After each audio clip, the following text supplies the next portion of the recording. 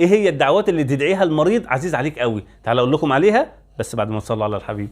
رمضان رمضان رمضان يا حبيب، رمضان رمضان.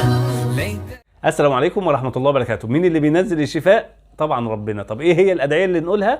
أول حاجة أسأل الله العظيم رب العرش العظيم أن يشفيك، تقولها 7 مرات. تاني حاجة طهور إن شاء الله، عايز تروح للمريض مش للزيارة وبس، لا كمان بالشفاء. ثالث حاجة سيدنا النبي صلى الله عليه وسلم كان يقولها للمريض لما يبل ريقه بصباعه ويحطه على الأرض ويقول بسم الله تربة أرضنا بريقة بعضنا يشفى سقيمنا بإذن ربنا. رابع حاجة سيدنا جبريل نزل على سيدنا النبي صلى الله عليه وسلم فقال يا محمد اشتكيت؟ قال نعم. قال بسم الله أرقيك من كل شيء يؤذيك من شر كل نفس أو عين حاسد، الله يشفيك بسم الله أرقيك.